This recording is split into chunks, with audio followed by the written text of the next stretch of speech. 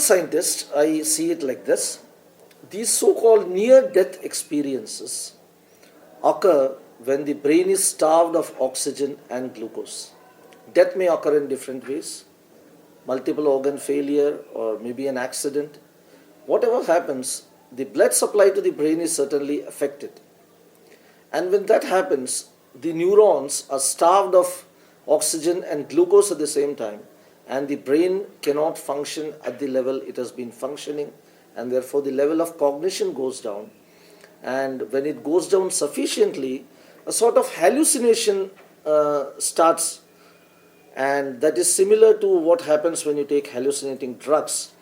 You start seeing things, you start imagining things, and then if something happens to restore blood supply to your brain and things come back to normalcy, the neurons have some resilience. They can stay without oxygen and glucose for some small amount of time, and when they come back to functioning, what happens is they feel as if they have had a very different experience elsewhere, and then they have come back as if they have seen heaven and they have come back.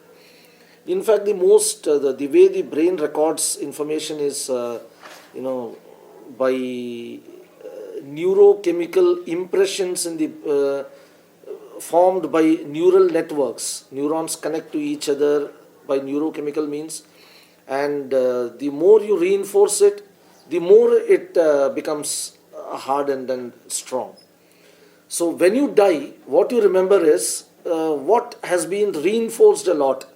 Maybe if you have been talked to a lot about God and heaven and things, your parents, whatever has been very dear to you, what has been reiterated time and again, those memories are stronger, and therefore they get reiterated during near-death experiences.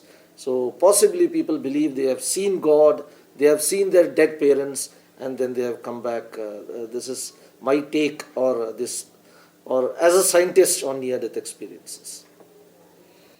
I would tell them, no, there is no life after death. As a scientist, I would tell them that. But then culture and science are two different things.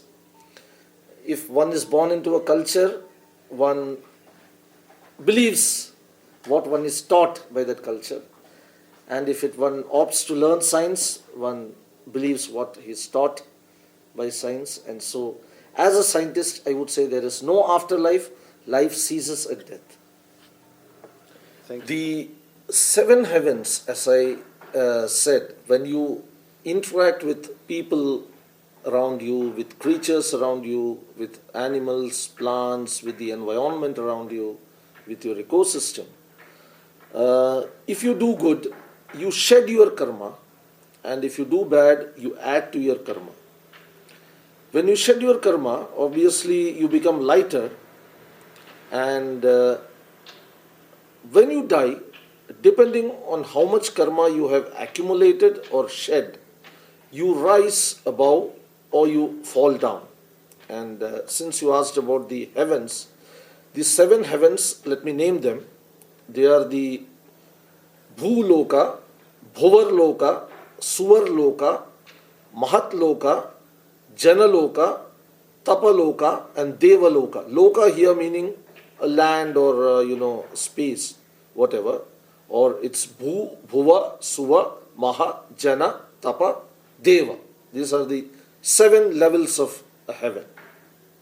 So depending upon how much karma you have shed in this life, you ascend level by level to the topmost Devaloka, where the Lord is Indra.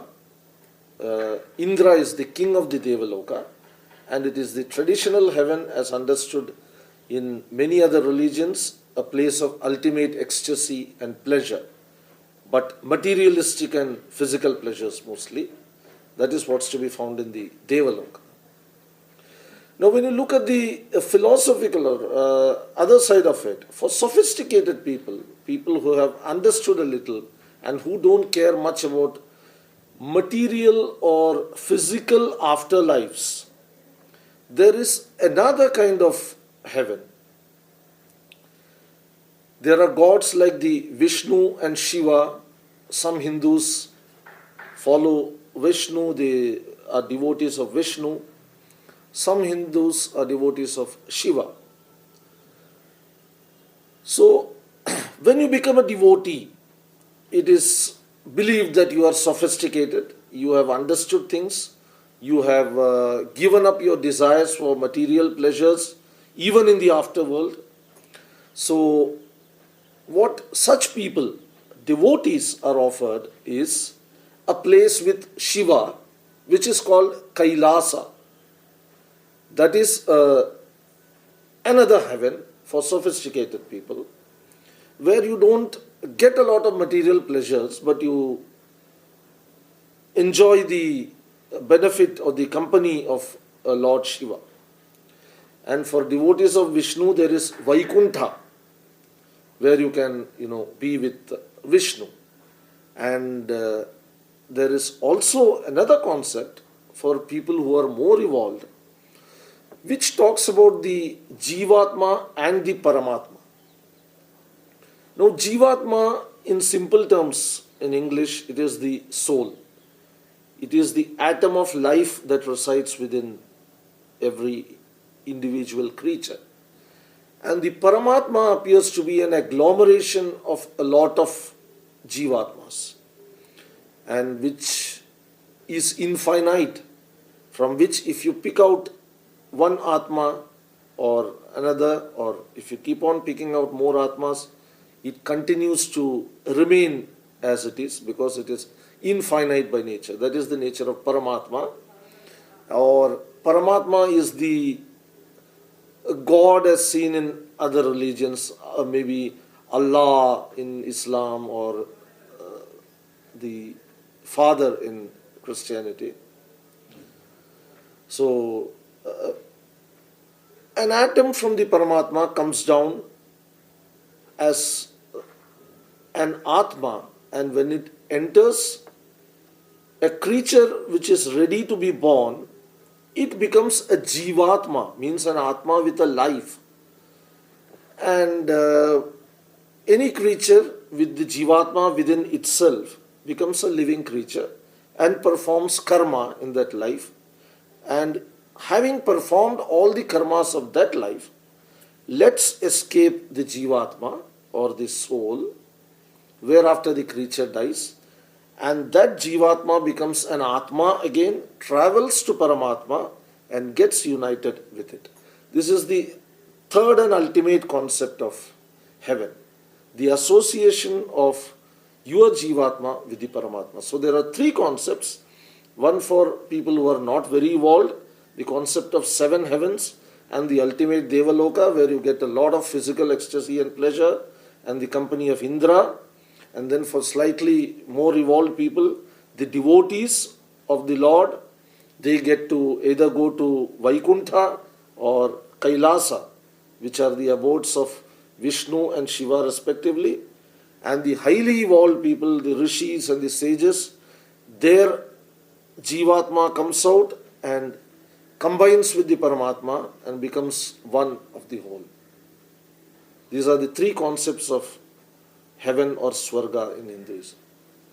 Exactly, that's what I meant. When you shed all your karmas, when you become absolutely karma free, your Jivatma goes and merges with the Paramatma. But what if you have not shed all your karmas?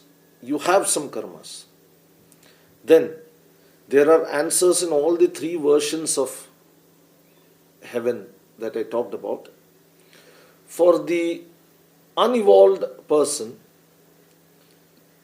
you rise or fall a step, like I would like to think of it as quantum levels, because there's nothing between the Bhuloka and the Bhuvarloka. You take a quantum jump between one and the other.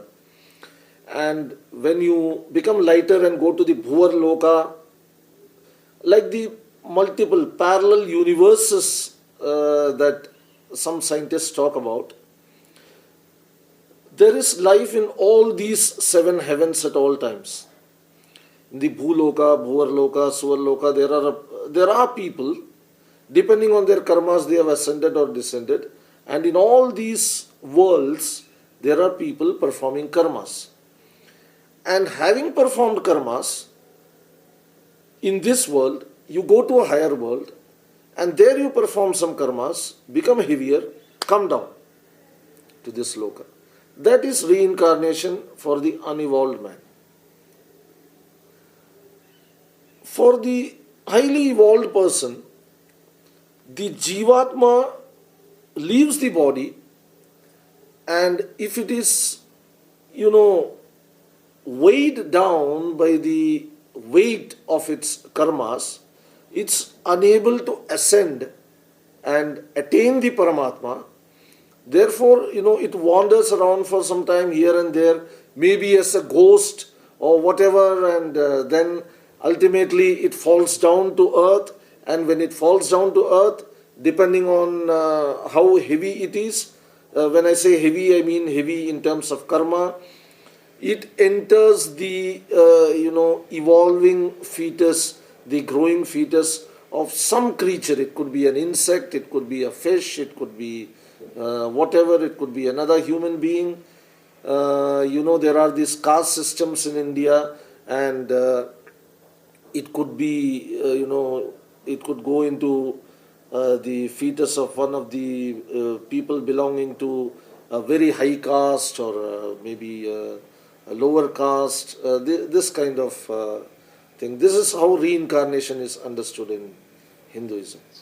No, this is not how it is understood. Because, as I said, see, most Hindus are ordinary people. So the concept of these seven heavens, the ordinary concept applies to most of them. So what happens is, my ancestor, my father may be in, let us say, Maha Loka. My grandfather may be in Tapo Loka. Maybe somebody else is somewhere. So it's obviously impossible for all my ancestors to come together and receive me and welcome me to the other world. They are in different worlds, and so I am all alone. So what happens is, when I leave this body, it is believed that, again, there are the two interpretations for two different kinds of people, the sophisticated ones and the others. If I'm an ordinary man, I am supposed to take a boat across a river. This is also seen in other religions, in some other religions. The river is called Vaitarani. In fact, the lord of death in Hinduism is Yama. And he is said to have a lot of messengers, and those people come, they take you, and they escort you to the other world across the river Vaitarani, where there is I won't call him a person, or there is an entity called Chitragupta, who is forever observing the world and writing down your karmas as you perform it. You go to him, and then Chitragupta says, well, these are your, accumulated karmas, and now this is the loka you are bound for now, and you will have to go to this place, and then accordingly the soul goes to that place. That is the understanding.